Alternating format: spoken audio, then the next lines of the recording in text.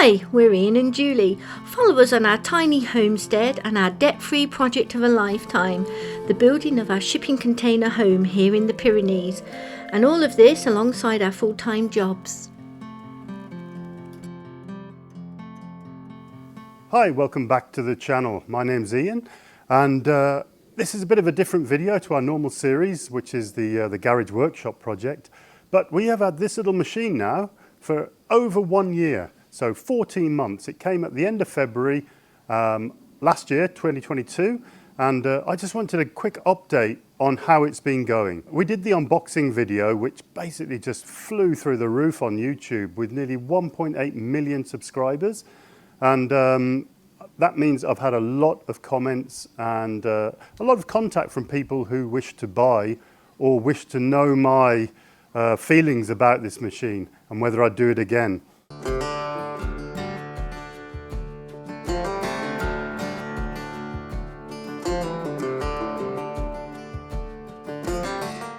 Along with the unboxing video, we did how to buy one of these machines off the site Alibaba. And also then the testing and the daily use of this machine. So there's a small series, and I'll put the link to that playlist down in the description below. But because it's had so many views, probably 2 million views, no, probably a bit more than that, 2.4 million views overall, the playlist, we've had a lot of comments. A lot of them aren't very nice, as you can imagine. Buying that Chinese trash, it'll break, oh my God, you know, and well, a lot of them were going to say, in 1 year's time, I told you so, as it disintegrated into the ground. Well, this video is to explain how it's got on. Not all great, but it's not in the ground, it is still here. This is part 2 of our mini digger series, where we purchased this mini digger in China, and I have been waiting for a long time, is the unboxing of our 1-ton mini digger. 此外，疫情期间，由于海外用户热衷修整花园和房屋，中国制造的微型挖掘机。One of the biggest comments I got is, how much? How much was it? And I must admit, in the unboxing video, I didn't say how much it was because I went through all of those details in the buying from Alibaba video. But I'm going to go through a quick cost of the machine. The machine itself, totally nude, but with the accessories I asked for, was $4,500. Now this is December 2021. It was on the boat just at the end of 2021. And as I said, I received it February 2022. The accessories I got were the 80 centimeter grading bucket, a 20 centimeter trenching bucket, and the auger, and I did a complete video on the auger when I fitted it. It came standard with the 40 centimeter trenching bucket. So I didn't get a huge amount of accessories because the whole point of this project was buy a cheap machine, get as cheap as possible with the implements that I required at the time. On top of that $4,500, the supplier charged $500 shipping. Now that included putting it onto the boat, the insurance, and the shipment to my destination port. My destination port in this case was Marseille. That was all included in the $500 shipping charge. The hidden charges that you never hear about, basically the cost of it, on buying it on Alibaba, I put down a 20% deposit, I think, something like that. That cost me 70 euros in credit card fees. And then when I paid the balance, that was another 70 or nearly 80 euros in credit card fees. So straight away, that's another 150 euro. I have bought since from the same supplier, and I went direct to them and just sent them a bank transfer because I trusted them. I know I got the equipment, so there's no worries. I wouldn't advise sending bank transfers to people you don't know unless you can get advice from somebody who's bought from them. The shipping fee does not include any of the arrival charges, which are called freight forwarding and customs. So basically craning it off that ship, taking it out of the container on a pallet truck, storage, putting it into the warehouse, sending off the forms to the customs, writing out a name tag, any little cost they can find, they will add on. Now that added, for this machine, 900 euros. A fee that I had in my head, but I had no clue when I bought it was going to be that much. On top of that, you have the VAT, the value added tax, or the state tax or country tax. Now here in France, it is 20% of the machine and the shipping. So basically the commercial invoice you get, which is basically in my case $5,000, 20% of that, so that was another €1,000. So in total, the whole machine cost €7,000, just over that. And I went down to the port with my truck and my trailer and picked it up from the port. So chuck in another €120 of diesel fuel and tolls. So it's about 7,200 maximum this machine cost from order all the way back to my house in the French Pyrenees here. So they're all the costs.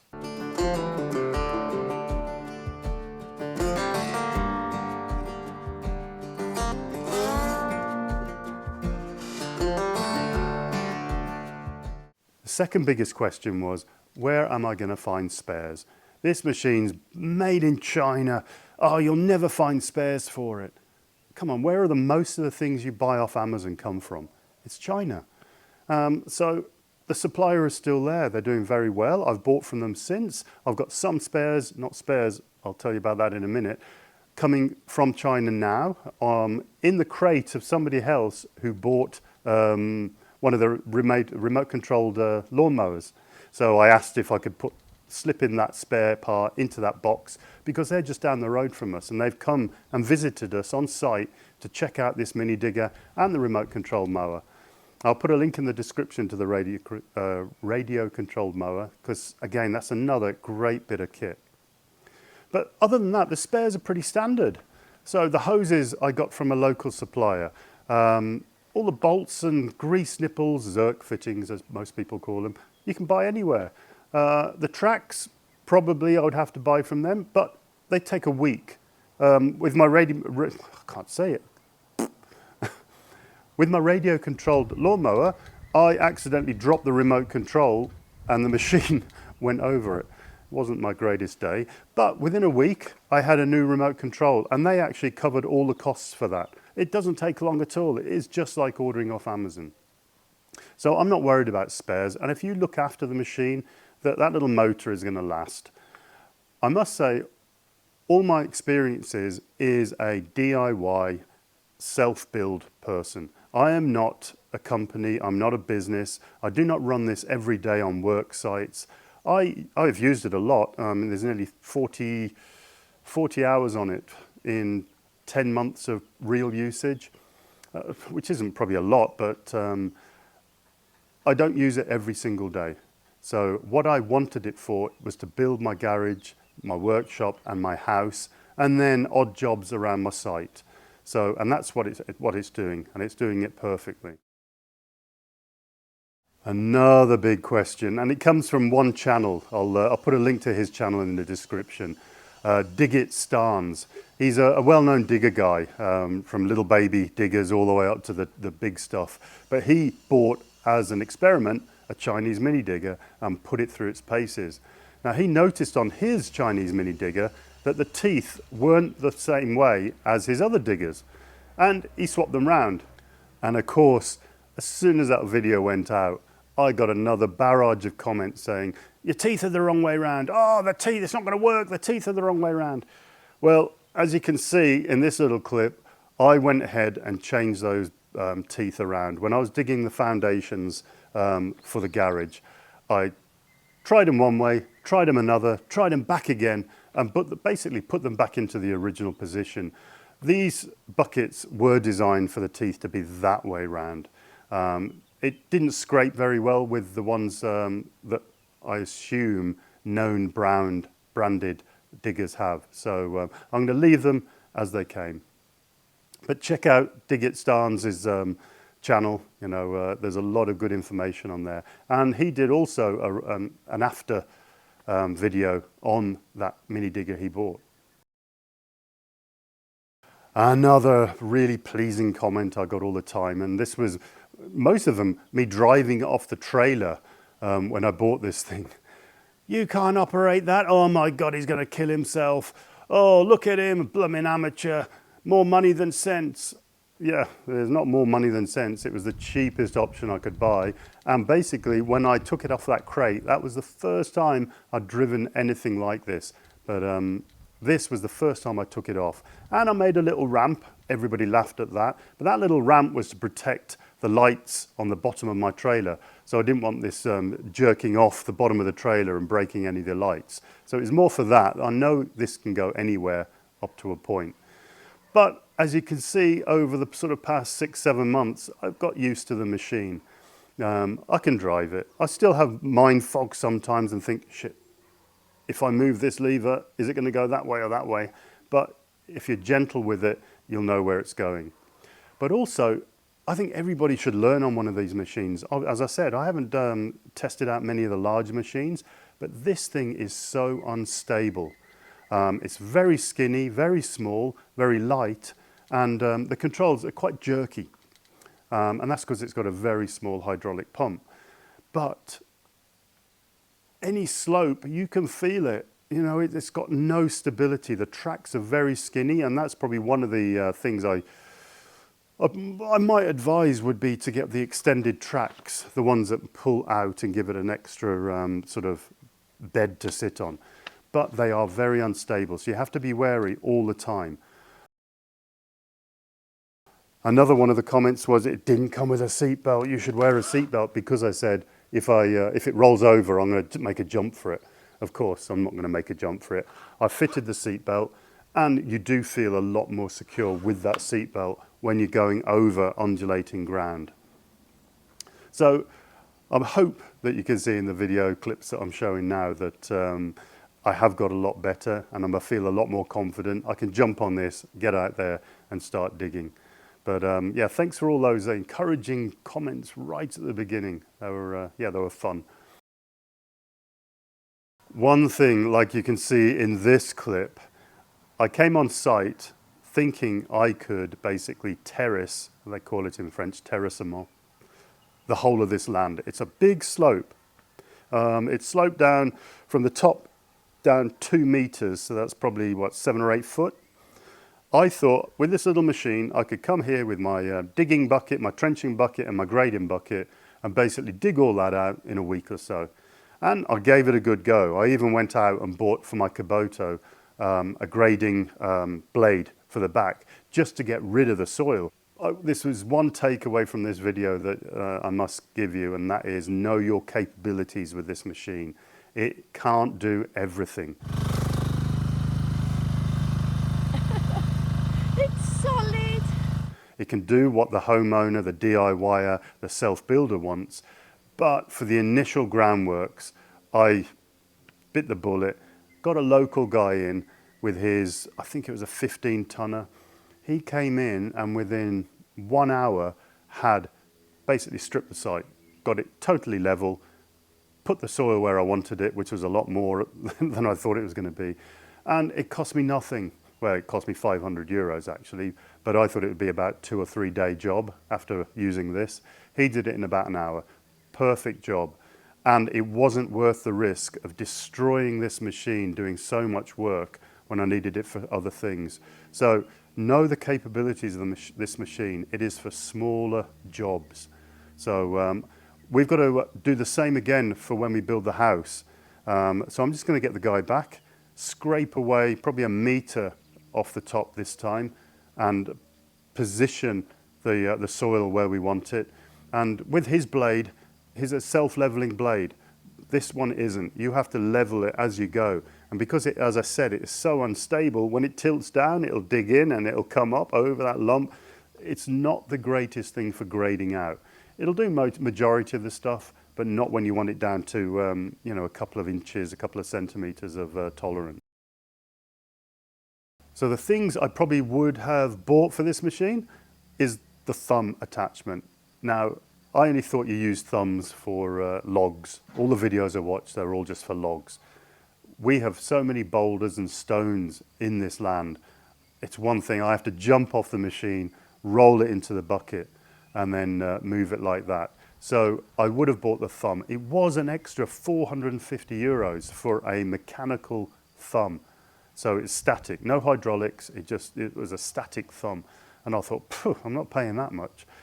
And I thought I'd be able to add one later. But that is what is in the box coming over with the remote control lawnmower for this other guy, is a thumb. And I'm going to weld on a boss onto the boom and fit that thumb. Another option, as I mentioned, may have been the extendable tracks, just to give that stability a little bit more. And also when you're trenching out, it's just nice to be a little wider than the 40 centimetre trench in the middle, because this thing is only 90 centimetres wide. So with 20 centimetre tracks each side of that 40 centimetres, you haven't got much tolerance. Another thing I would have done is with the shipping.